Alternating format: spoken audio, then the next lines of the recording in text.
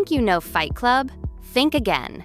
Beneath the chaos, soap, and broken rules lies a treasure trove of bizarre facts you probably never knew. This isn't just about Brad Pitt looking cool or Edward Norton punching himself. It's about hidden Easter eggs, strange production choices, and real injuries that made the movie the cult classic it is today. Get ready, because once you know these, you'll never watch Fight Club the same way again. Starbucks cups are everywhere. Director David Fincher placed a Starbucks coffee cup in nearly every scene of Fight Club. This was his way of poking fun at corporate branding saturating everyday life. Even in chaotic or grim moments, the logo sneaks into the background. It's subtle, most viewers miss it entirely, but once you notice, you'll spot them constantly. The irony is that Starbucks reportedly had no problem with the gag. They even allowed it, seeing it as clever commentary rather than an attack. So, next time you watch, keep your eyes peeled. You might spot more cups than punches. Brad Pitt chipped his tooth for real.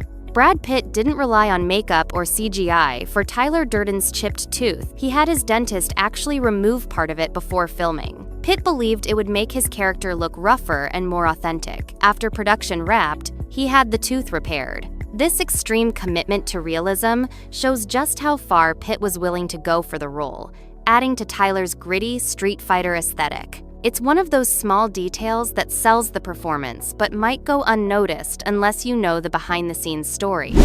Edward Norton actually hit Brad Pitt. One of the film's most famous moments when Edward Norton's narrator punches Tyler Durden outside the bar wasn't staged exactly as planned. Director David Fincher quietly told Norton to actually hit Pitt instead of faking it. The reaction you see from Pitt is 100% genuine. His surprised laugh and slight wince aren't acting, they're real. This choice made the scene feel raw and unpredictable, perfectly fitting the chaotic energy of Fight Club. It's a classic example of how spontaneous decisions on set can create unforgettable movie moments. A real-life underground Fight Club inspired it. Author Chuck Palahniuk, who wrote the novel Fight Club is based on, got the idea after being beaten up during a camping trip. He noticed how people avoided asking about his injuries, as if ignoring them. This sparked the concept of men creating a space to fight and feel alive again. Palahniuk later admitted that underground fight clubs really exist, though they're rare. The movie's gritty realism partly comes from this real-world inspiration, making it more than just a wild fantasy. Meatloaf's fat suit was filled with birdseed. Meatloaf, who played Bob, wore a heavy 90-pound fat suit to create his character's oversized chest and stomach. Instead of foam, the suit was filled with birdseed, making it feel and move more realistically. But this also made it extremely uncomfortable to wear, especially under hot studio light. Despite the challenge, Meatloaf embraced the role, adding warmth and sympathy to a film filled with aggression and nihilism. His performance as Bob remains one of the movie's most unexpectedly touching elements. Tyler Durden flashes before he appears. Before Tyler officially appears in the movie, David Fincher sneaks in subliminal single-frame flashes of him in earlier scenes. These blink-and-you-miss-it shots happen 4 times before the bar scene introduction at the office, during a hospital visit, and even in a hallway. It mirrors Tyler's job in the film splicing frames of pornography into movies. These flashes subconsciously prepare the viewer for his arrival, adding an eerie and disorienting effect. It's a brilliant nod to both the film's themes and Tyler's chaotic influence creeping in. Helena Bonham Carter wore secondhand shoes. Helena Bonham Carter, who played Marla Singer, insisted on wearing secondhand shoes for authenticity. She believed Marla wouldn't own anything new, so she asked the costume department to shop at thrift stores for all her footwear. Carter even applied her own makeup with her left hand to make it look sloppier, as if Marla didn't care about perfect eyeliner. These subtle choices made Marla one of the most memorable characters in Fight Club, grounded in realism and gritty detail rather than Hollywood glamour.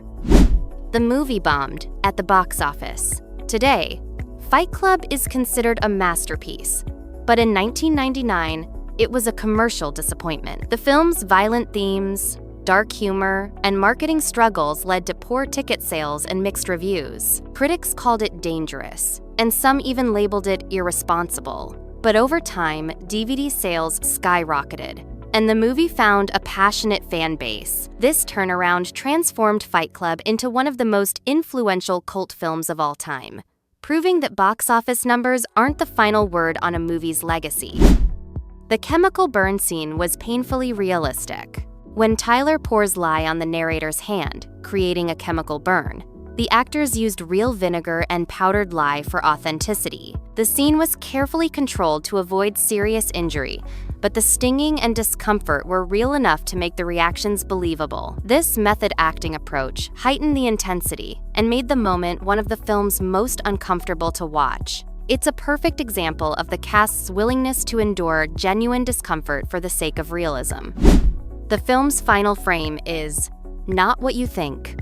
In the last scene, just before the credits roll, there's a quick single-frame image spliced into the film, mirroring Tyler's movie projection prank. It's not violence or gore, but rather an explicit adult image, the same type Tyler brags about inserting into family films. This cheeky detail is easy to miss, but fits perfectly with the film's subversive tone. Fincher used it as one last joke, a final wink to the audience that the rules and the fun don't end when the credits start.